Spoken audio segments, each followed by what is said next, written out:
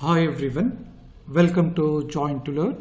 ಇವತ್ತಿನ ಒಂದು ಸೆಷನ್ನಲ್ಲಿ ಕೃಷಿ ಅಧಿಕಾರಿ ಮತ್ತು ಸಹಾಯಕ ಕೃಷಿ ಅಧಿಕಾರಿ ಹುದ್ದೆಗಳ ಪರೀಕ್ಷಾ ತಯಾರಿ 2025ರ ಭಾಗವಾಗಿ ಅಗ್ರೋನಮಿ ವಿಷಯದಲ್ಲಿ ಯಾವ ರೀತಿಯ ಮತ್ತು ಎಷ್ಟು ಪ್ರಶ್ನೆಗಳನ್ನು KPSC ಎಕ್ಸಾಮ್ನಲ್ಲಿ ಕೇಳ್ತಾರೆ ಅನ್ನೋದನ್ನು ಚರ್ಚೆ ಮಾಡೋಣ. ಯಾಕೆ ಈ ವಿಷಯವನ್ನು ಇವತ್ತು ಚರ್ಚೆ ಮಾಡ್ತಾ ಇದ್ದೀವಿ ಅನ್ನೋದು ಇಂಪಾರ್ಟೆಂಟ್ ಆಗುತ್ತೆ. ಯಾಕಂದರೆ ಆಲ್ರೆಡಿ ತಾವಿಲ್ಲಿ ಈ ಒಂದು ಸಿಲೆಬಸ್ ಏನಿದೆ 85% BSc ಅಗ್ರಿಯವರಿಗೆ AO ಸಿಲೆಬಸ್ ಏನಿದೆ ಒಂದು ಸಲ ತಾವು ಅದನ್ನು ನೋಡಿರ್ತೀರ. ಈ ಒಂದು ಸಿಲೆಬಸ್ನಲ್ಲಿ 20 ಸೆಕ್ಷನ್ಸ್ಗಳಿದೆ, 20 ಮೇನ್ ಟಾಪಿಕ್ಸ್ಗಳಿದೆ. ಸೊ ಅದರಲ್ಲಿ ಮುಖ್ಯವಾಗಿ ಅಗ್ರೋನಮಿ ಕೂಡ ಒಂದಾಗುತ್ತೆ. ನಿಮ್ಮ ಎಕ್ಸಾಮ್ನಲ್ಲಿ 100 ಪ್ರಶ್ನೆಗಳಿರುತ್ತೆ. ಈ 100 ಪ್ರಶ್ನೆಗಳನ್ನು ಈ ಒಂದು ಸಿಲೆಬಸ್ನಲ್ಲಿರುವಂತಹ 20 ಟಾಪಿಕ್ಗಳಿಂದ ಕವರ್ ಮಾಡಬೇಕಾಗತ್ತೆ. 20 ಸೆಕ್ಷನ್ಸ್ಗಳು, 20 ಮೇನ್ ಟಾಪಿಕ್ಗಳೇನಿದೆ ಇಲ್ಲಿಂದ ಕವರ್ ಮಾಡಬೇಕಾಗತ್ತೆ. ಮತ್ತು ಪ್ರತಿಯೊಂದು ಟಾಪಿಕ್ಗೂ ಸಹ ಅಗ್ರೋನಮಿ ಇರ್ಬೋದು, ಅಗ್ರಿಕಲ್ಚರಲ್ ಎಕನಾಮಿಕ್ಸ್ ಇರ್ಬೋದು, ಹಾಗೆ ಇವನ್ ಅಪಿಕಲ್ಚರ್ ಇರ್ಬೋದು, ಹಾರ್ಟಿಕಲ್ಚರ್ ಇರ್ಬೋದು, ಪ್ರತಿಯೊಂದು ಸೆಕ್ಷನ್ಗೂ ಕೂಡ ಈಕ್ವಲ್ ಆಗಿ ಒಂದು ಕಾನ್ಸಂಟ್ರೇಷನ್ ಹಾಗೆ ಈಕ್ವಲ್ ಇಂಪಾರ್ಟೆನ್ಸ್ ಅನ್ನು ಕೊಡ್ತಾರೆ. ಹಾಗಾಗಿ ಇಲ್ಲಿ ಪ್ರತಿ ಟಾಪಿಕ್ ಇಂದ ತಾವು ಮಿನಿಮಮ್ 8 ಪ್ರಶ್ನೆಗಳು, ಮ್ಯಾಕ್ಸಿಮಮ್ 15 ಪ್ರಶ್ನೆಗಳನ್ನು ನಿಮ್ಮ ಎಕ್ಸಾಮ್ನಲ್ಲಿ ಎಕ್ಸ್ಪೆಕ್ಟ್ ಮಾಡಬಹುದು. ಸೊ ಒಂದು ತಮಗೆ ಕ್ಲಿಯರ್ ಆಯಿತು ಅಂತ ನಾನಿಲ್ಲಿ ಅನ್ಕೋತೀನಿ, ಎಷ್ಟು ಪ್ರಶ್ನೆಗಳನ್ನು ಎಕ್ಸಾಮ್ನಲ್ಲಿ ಕೇಳ್ತಾರೆ ಅಂತ. ಇಲ್ಲಿ ನಿರ್ದಿಷ್ಟವಾಗಿ ಇಷ್ಟೇ ಕೇಳ್ತಾರೆ ಅಂತ ಹೇಳೋಕ್ಕಾಗಲ್ಲ, ಬಟ್ ಆನ್ ಆನ್ ಎವರೇಜ್ 8ರಿಂದ 15 ಪ್ರಶ್ನೆಗಳನ್ನು ಒಂದು ಟಾಪಿಕ್ಕಿಂದ ನಾವಿಲ್ಲಿ ಎಕ್ಸ್ಪೆಕ್ಟ್ ಮಾಡಬಹುದು. ಹಾಗಾದರೆ ಯಾವ ರೀತಿಯ ಪ್ರಶ್ನೆಗಳನ್ನು KPSC ಅವರು ಫ್ರೇಮ್ ಮಾಡ್ತಾರೆ ಅನ್ನೋದು ಇಂಪಾರ್ಟೆಂಟ್ ಆಗುತ್ತೆ ಈ ಒಂದು ಸಮಯದಲ್ಲಿ. ಯಾಕಂದರೆ ತಾವು ಆಲ್ರೆಡಿ ಥಿಯರಾಟಿಕಲ್ ಆಗಿ ಓದಿರ್ತೀರ, ಬಟ್ ತಮ್ಮ ಎಕ್ಸಾಮ್ನಲ್ಲಿ ಥಿಯರಾಟಿಕಲ್ ಆಗಿ ಓದಿದ್ರೂ ಸಹ MCQ ಫಾರ್ಮೆಟ್ನಲ್ಲಿ ಪ್ರಶ್ನೆಗಳು ಇರೋದ್ರಿಂದ MCQಗಳನ್ನು ಪ್ರಾಕ್ಟೀಸ್ ಮಾಡಬೇಕಾಗತ್ತೆ. ಎಂತಹ MCQಗಳನ್ನು ಪ್ರಾಕ್ಟೀಸ್ ಮಾಡಬೇಕು ಅಂತ ಅನ್ನೋದು ಇಂಪಾರ್ಟೆಂಟ್. ಯಾಕಂದರೆ KPSC ಅವರು ಯಾವ ರೀತಿಯಾಗಿ ಪ್ರಶ್ನೆಗಳನ್ನು ಫ್ರೇಮ್ ಮಾಡ್ತಾರೆ ಅದೇ ಒಂದು ಫಾರ್ಮೆಟ್ನಲ್ಲಿ MCQಗಳನ್ನು ಪ್ರಾಕ್ಟೀಸ್ ಮಾಡಬೇಕು. MCQ ಪ್ರಾಕ್ಟೀಸ್ ಅಂದಾಕ್ಷಣ ಮಗ್ಗಪ್ ಮಾಡೋದು, ಬಾಯಿಪಾಠ ಮಾಡೋದಲ್ಲ. Practice in the sense applied ಆಗಿ ಅದನ್ನು ಪ್ರಾಕ್ಟೀಸ್ ಮಾಡಬೇಕಾಗತ್ತೆ. ಇಲ್ಲಿ KPSC ಅವರು ಮುಖ್ಯವಾಗಿ ಸರಳ ಪ್ರಶ್ನೆಗಳನ್ನು ಸಹ ಕೇಳ್ತಾರೆ, ಹಾಗೆ ಡಿಫಿಕಲ್ಟ್ ಕಷ್ಟಕರವಾದಂತಹ ಪ್ರಶ್ನೆಗಳನ್ನು ಸಹ ಕೇಳ್ತಾರೆ. ಆಲ್ ಆಫ್ ದ ಎಬವ್ ಇರುವಂತಹ ಆಪ್ಷನ್ಸ್ ಇರುವಂತಹ ಪ್ರಶ್ನೆಗಳನ್ನು ಕೇಳ್ತಾರೆ. None of the above options ಇರುವಂತಹ ಪ್ರಶ್ನೆಗಳನ್ನು ಸಹ ಕೇಳ್ತಾರೆ.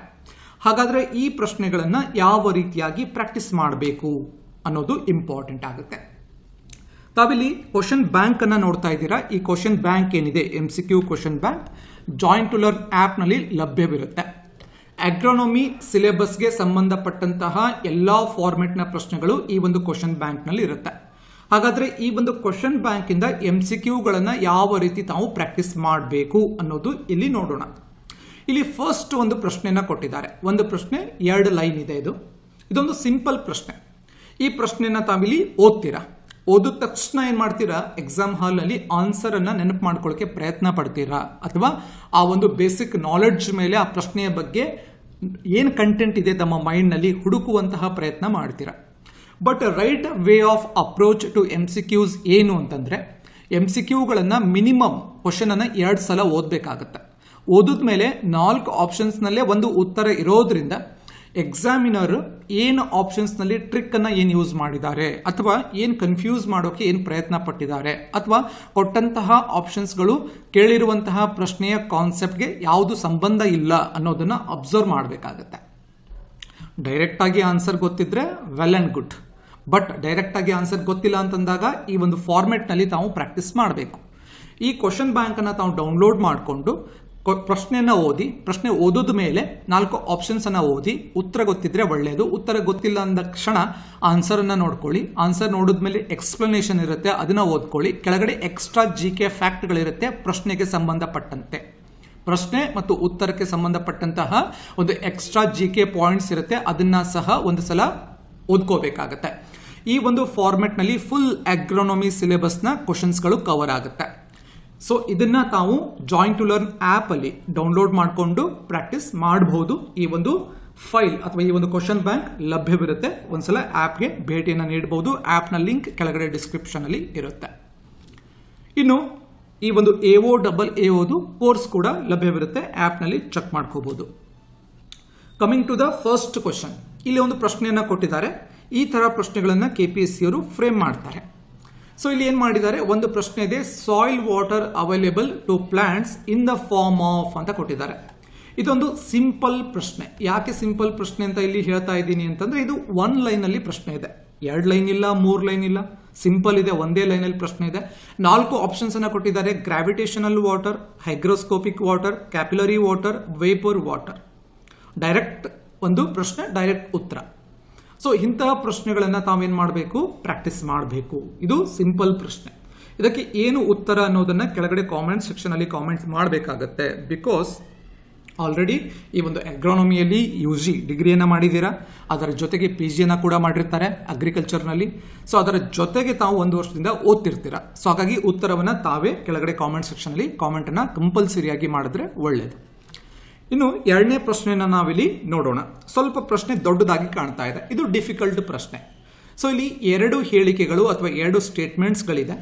ಒಂದು ಅಸರ್ಷನ್ ಅಂತ ಕೊಟ್ಟಿದ್ದಾರೆ. ಏನು ಕೊಟ್ಟಿದ್ದಾರೆ, scheduling irrigation increases water use efficiency. ಇನ್ನು ಅದಕ್ಕೆ ರೀಸನ್ ಅನ್ನು ಕೊಟ್ಟಿದ್ದಾರೆ, it ensures water is applied at critical growth stages ಅಂತ. ಸೊ ಆಯ್ಕೆಗಳು ಯಾವ ರೀತಿ ಫ್ರೇಮ್ ಮಾಡಿದ್ದಾರೆ, A and R are true. A ಮತ್ತು R ಎರಡೂ ಕೂಡ true. R is the correct explanation for A.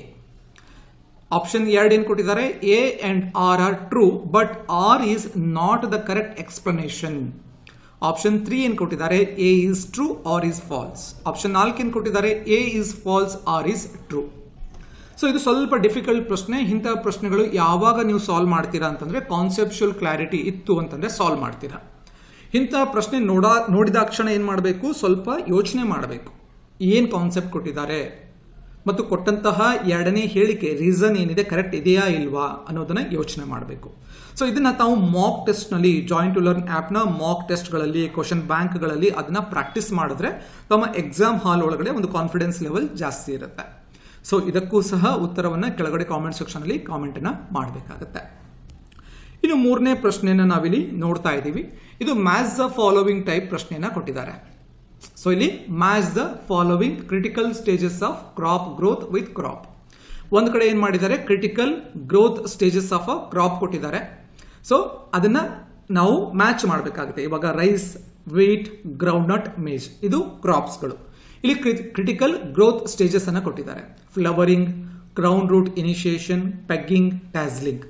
Options ಅನ್ನ ನೋಡಿ. ಫಾರ್ ಎಕ್ಸಾಂಪಲ್ ರೈಸ್ ಇವಾಗ ಯಾವುದಕ್ಕೆ ಒಂದು ಕ್ರಿಟಿಕಲ್ ಗ್ರೋತ್ ಸ್ಟೇಜು ಅನ್ನೋದು ಗೊತ್ತಿರಬೇಕು. ಪೆಗ್ಗಿಂಗ, ಗ್ರೌಂಡ್ ರೂಟ್ ಇನಿಷಿಯೇಷನ್, ಟ್ಯಾಸ್ಲಿಂಗ. ಸೊ ಅದನ್ನ ನೋಡಿ ನಾವಿಲ್ಲಿ ಆಪ್ಷನ್ಸ್ ನಲ್ಲಿ ಮ್ಯಾಚ್ ಮಾಡಬೇಕಾಗುತ್ತೆ. ಇದು ಕೂಡ ಡಿಫಿಕಲ್ಟ್ ಲೆವೆಲ್ ಪ್ರಶ್ನೆ. ಈ ರೀತಿ ಪ್ರಶ್ನೆಗಳನ್ನ KPSC ಅಲ್ಲಿ ಕೇಳ್ತಾರೆ. ಇದನ್ನ ಸಹ ತಾವು MCQ ಕ್ವಶನ್ ಬ್ಯಾಂಕ್ ನಲ್ಲಿ ಪ್ರಾಕ್ಟೀಸ್ ಮಾಡಬೇಕಾಗುತ್ತೆ. ಇನ್ನು all of the above type ಪ್ರಶ್ನೆ, 4ನೇ ಟೈಪ್ ಆಫ್ ಪ್ರಶ್ನೆಯನ್ನ KPSC ಅಲ್ಲಿ ಕೇಳ್ತಾರೆ. ಆಲ್ ಆಫ್ ದ ಅಬೌವ್ ಅಂದ್ರೆ 3 ಆಯ್ಕೆಗಳನ್ನ ಕೊಟ್ಟಿದ್ದಾರೆ. ಕಂಪೇರ್ SSM ಅಂಡ್ URT ಅಂತ. SSM is site specific, URT is uniform across field. SSM reduces input wastage, URT promotes higher nutrient use efficiency. Which are correct? A and B only, A and C only, B and C only, all of the above. So ಇಲ್ಲೂ ಕೂಡ all of the above type ಅಂದ್ರೆ ಆಯ್ಕೆಯಲ್ಲಿ all of the above ಇರುತ್ತೆ. 4ನೇ ಆಯ್ಕೆ ಏನಿರುತ್ತೆ, all of the above ಇರುತ್ತೆ. So ಇಂತಹ ಪ್ರಶ್ನೆಗಳನ್ನ ಕೊಟ್ಟಾಗ ಸಹ ಆಪ್ಷನ್ಸ್ ಅನ್ನ 2 ಸಲ 3 ಸಲ ಓದಿ ಆನ್ಸರ್ ಅನ್ನ ಟಿಕ್ ಮಾಡಬೇಕಾಗುತ್ತೆ. ಇಲ್ಲಾಂದ್ರೆ ಸುಮ್ಮನೆ ಟಿಕ್ ಮಾಡಿ ಬಂದ್ರಿ ಅಂತಂದ್ರೆ ರಾಂಗ್ ಆಗುತ್ತೆ, ಇವನ್ ನೆಗೆಟಿವ್ ಕೂಡ ಆಗುತ್ತೆ. ಇನ್ನು match the crop with their major season, ಇದು match the following type. Already ಒಂದು ಪ್ರಶ್ನೆ ನೋಡಿದ್ವಿ. ಇದು ಕೂಡ ಮ್ಯಾಚ್ ದ ಫಾಲೋಯಿಂಗ್ ಅಲ್ಲಿ ಪ್ರಶ್ನೆಯನ್ನ ಕೇಳ್ತಾರೆ. ಸೊ ಇಲ್ಲಿ ಏನು ಕೊಟ್ಟಿದ್ದಾರೆ ಅಂತಂದ್ರೆ ಕ್ರಾಪ್ಸ್ ಅನ್ನ ಕೊಟ್ಟಿದ್ದಾರೆ. Mustard, maize, groundnut, sorghum. ಯಾವ ಸೀಸನ್ ಅಲ್ಲಿ ಬೆಳೀತಾರೆ ಅಂತ ನಾವು ಮ್ಯಾಚ್ ಮಾಡಬೇಕು. ಮೇಜರ್ ಸೀಸನ್ ಯಾವುದು ಅಂತ 4 ಆಯ್ಕೆಗಳಿರುತ್ತೆ. ಸೊ ಈ 4 ಆಯ್ಕೆಗಳನ್ನ ಅಬ್ಸರ್ವ್ ಮಾಡಬೇಕಾಗುತ್ತೆ. ಸ್ವಲ್ಪ ಜನ ಏನ್ ಮಾಡ್ತಾರೆ, ಇದೇ 4 ಆಯ್ಕೆ ಅಂತ ಕೇಳ್ಕೊತಾರೆ. ಇದು 4 ಆಯ್ಕೆಗಳಲ್ಲ, ಇಲ್ಲಿಂದ ಮ್ಯಾಚ್ ಮಾಡಿಕೊಂಡು ಇದು 4 ಆಯ್ಕೆಗಳಿರುತ್ತೆ, ಇದರಲ್ಲಿ ಒಂದನ್ನ ಟಿಕ್ ಮಾಡಬೇಕು. ಎಸ್ಪೆಷಲಿ ಫಸ್ಟ್ ಟೈಮ್ ಯಾರು KPSC ಎಕ್ಸಾಮ್ಸ್ ಅನ್ನ ಬರೀತಾ ಇದ್ದೀರಾ ಅವರು ನೋಡ್ಲೇಬೇಕು, ಇದನ್ನ ಅಬ್ಸರ್ವ್ ಮಾಡಲೇಬೇಕು, ಮಿಸ್ಟೇಕ್ಸ್ ಅನ್ನ ಮಾಡ್ತಾರೆ. ಸೊ ಇಲ್ಲಿ match the following type of ಪ್ರಶ್ನೆಗಳನ್ನ ಎಕ್ಸಾಮ್ ನಲ್ಲಿ ಕೇಳ್ತಾರೆ. ಸೊ ಇಷ್ಟು ಒಂದು ವೆರೈಟೀಸ್ ಆಫ್ ಪ್ರಶ್ನೆಗಳು ನಿಮ್ಮ KPSC ಎಕ್ಸಾಮ್ಸ್ ನಲ್ಲಿ ಬರುತ್ತೆ. ಆಲ್ರೆಡಿ ಚರ್ಚೆ ಮಾಡಿರೋದನ್ನ ಕ್ವಿಕ್ ಆಗಿ ನಾವು ಗ್ಲಾನ್ಸ್ ಮಾಡೋದಾದ್ರೆ ಸಿಂಪಲ್ ಪ್ರಶ್ನೆಗಳನ್ನ ಕೇಳ್ತಾರೆ. ಡಿಫಿಕಲ್ಟ್ ಲೆವೆಲ್ ನಲ್ಲಿ ಯಾವ್ದು ಬರುತ್ತೆ, ಸ್ಟೇಟ್ಮೆಂಟ್ ಬೇಸ್ಡ್ ಬರುತ್ತೆ, ಮ್ಯಾಚ್ ದ ಫಾಲೋಯಿಂಗ್ ಬರುತ್ತೆ, ಆಲ್ ಆಫ್ ದ ಎಬವ್ ಬರುತ್ತೆ, ನನ್ ಆಫ್ ದ ಎಬವ್ ಬರುತ್ತೆ. ಇಂತಹ ಪ್ರಶ್ನೆಗಳನ್ನ ಕೇಳ್ತಾರೆ. ಸೊ ಇಷ್ಟು ಇವತ್ತಿನ ನಾವು ಒಂದು ಚರ್ಚೆ ಆಗಿರುತ್ತೆ ಈ ಒಂದು ಅಗ್ರೋನಮಿ ರಿಲೇಟೆಡ್ ಆಗಿ. ಸಪೋಸ್ ಈ ಒಂದು ಸೆಷನ್ ಕುರಿತು ಏನಾದರೂ ಡೌಟ್ಸ್ಗಳಿತ್ತು ತಮಗೆ ಅಂತಂದರೆ ಕೆಳಗಡೆ ಕಾಮೆಂಟ್ ಸೆಕ್ಷನಲ್ಲಿ ಕಾಮೆಂಟನ್ನು ಮಾಡಬಹುದು. ಮತ್ತು ಈ ಒಂದು ಕ್ವಶನ್ ಬ್ಯಾಂಕನ್ನು ಆಲ್ರೆಡಿ ಹೇಳಿರೋ ಹಾಗೆ ಜಾಯಿನ್ ಟು ಲರ್ನ್ ಆ್ಯಪ್ನಲ್ಲಿ ಲಭ್ಯವಿರುತ್ತೆ. ಎಲ್ಲ 20 ಟಾಪಿಕ್ಸ್ಗಳು ಅಥವಾ 20 ಸೆಕ್ಷನ್ಸ್ ಏನಿದೆ ಎಲ್ಲದರ ಕ್ವಶನ್ ಬ್ಯಾಂಕ್ ಟೆಸ್ಟ್ ಸಿರೀಸ್ ನೋಟ್ಸ್ಗಳು ಲಭ್ಯವಿರುತ್ತೆ. ಒಂದ್ಸಲ ಆ್ಯಪ್ಗೆ ಭೇಟಿನ ನೀಡಿ ತಾವಲ್ಲಿ ಡೌನ್ಲೋಡ್ ಮಾಡಿಕೊಂಡು ಕಂಟೆಂಟನ್ನು ಕ್ವಶನ್ ಬ್ಯಾಂಕನ್ನು ಡೌನ್ಲೋಡ್ ಮಾಡಿಕೊಂಡು ಪ್ರಾಕ್ಟೀಸ್ ಸಹ ಮಾಡ್ಬೋದು ಅಂತ ಹೇಳ್ತಾ ಮತ್ತೆ ಮುಂದಿನ ಸೆಷನಲ್ಲಿ ಮತ್ತೊಂದು ವಿಷಯದ ಕುರಿತು ಮಾತನಾಡೋಣ. ಮತ್ತು ಇವತ್ತಿನ ಸೆಷನ್ನ ಕುರಿತು ಏನಾದರೂ ಡೌಟ್ಸ್ಗಳಿದ್ರೂ ಕೂಡ ವಾಟ್ಸ್ಆ್ಯಪ್ ನಂಬರ್ ಇರುತ್ತೆ, ವಾಟ್ಸ್ಆ್ಯಪ್ ನಂಬರ್ಗೆ ಮೆಸೇಜ್ ಕೂಡ ಮಾಡ್ಬೋದು ಅಂತ ಹೇಳ್ತಾ ಮತ್ತೆ ಮುಂದಿನ ಸೆಷನಲ್ಲಿ ಮತ್ತೊಂದು ವಿಷಯದ ಕುರಿತು ಮಾತನಾಡೋಣ. ಧನ್ಯವಾದಗಳು.